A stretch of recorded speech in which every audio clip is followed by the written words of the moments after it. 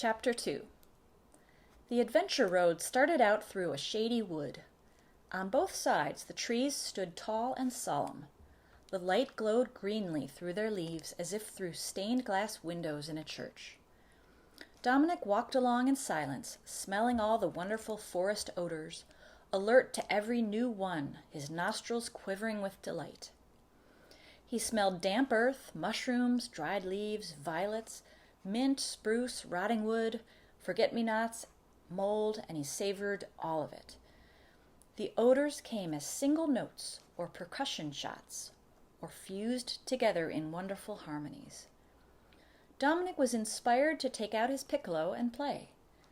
He invented a melody which he decided should be called the Psalm of Sweet Smells. Presently he came to a quiet pond. Putting away his piccolo,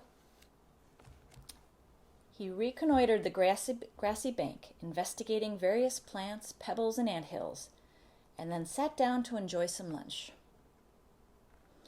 Scarcely had he wolfed down a couple of sardines than the smooth surface of the pond before him ruffled, and there was a huge catfish regarding him with unblinking eyes.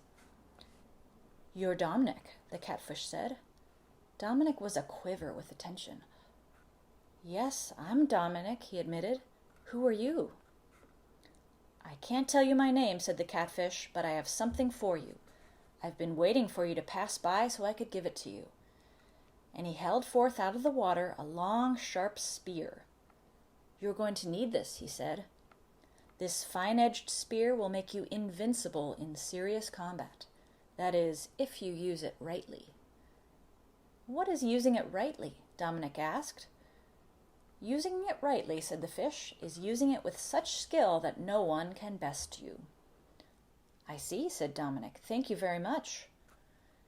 "You needn't thank me," said the fish. "I'm acting on orders." And he disappeared, leaving behind a small ripple that also disappeared. Dominic never did find out whose orders the catfish was acting on. He speculated that it was the witch. Remembering the fish, he felt guilty for having eaten sardines, but he quickly got over it and ate another. He discarded the stick that had served to carry his bandana and replaced it with the spear. Then he put on his royal fusilier's hat and continued on his way.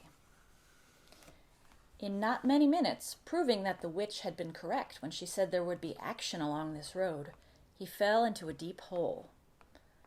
He looked up from the bottom, and proving that the catfish had been right when he said Dominic would need the spear, he saw 3 masked faces looking down at him. They belonged to members of the Doomsday Gang. The Doomsday Gang robbed, ravaged, cheated, attacked innocent creatures at large, and travelers especially, and did all sorts of damaging mischief. And the hole into which Dominic had fallen was a trap they had set for anyone at all who might happen to be passing that way.